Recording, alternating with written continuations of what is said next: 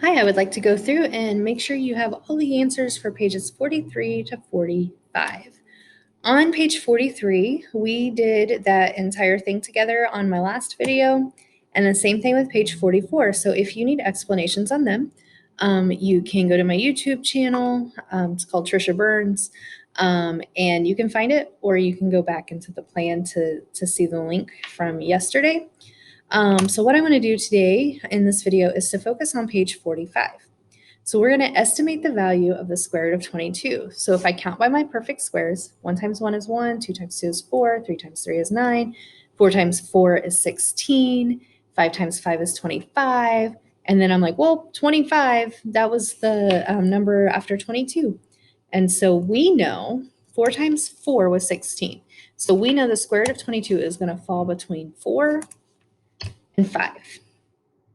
So we know, again, we're going to type it again, that it's going to be between 4 and 5.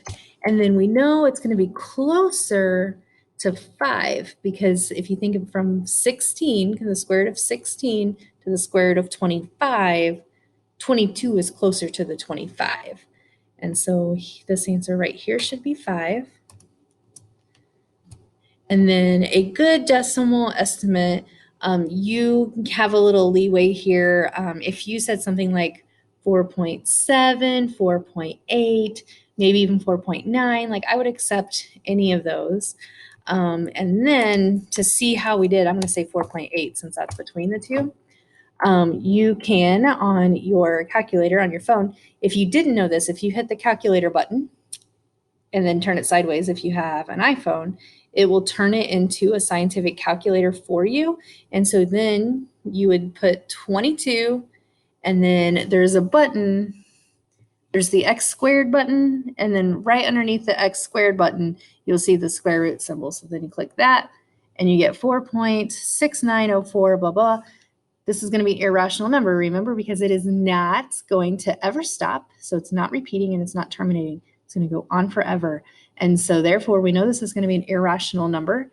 And I should have estimated 4.7. So 4.7 is a good rounding when you're looking at the calculator.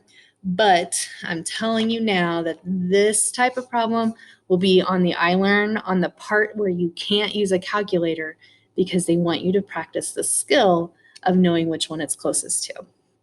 So then down here, which of the following would be the best estimate for the square root of 198?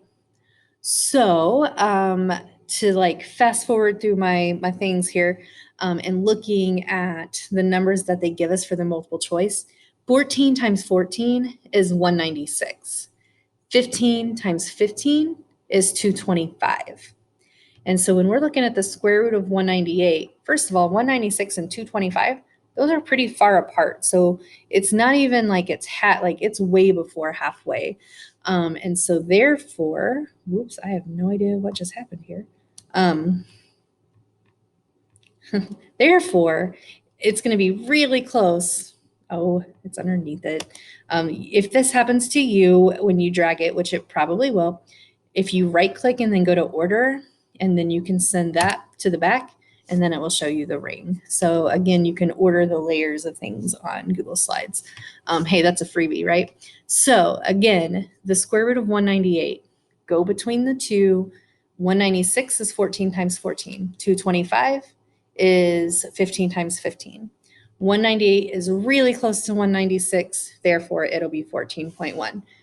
Hopefully you did well, and you can always check your answer with your calculator. So remember, again, you can flip it sideways, type in 198, hit the square root button, and you'd get 14.07. I know that's backwards. And then, so yeah, that would round to 14.1. Please let me know if you have any questions. Thank you.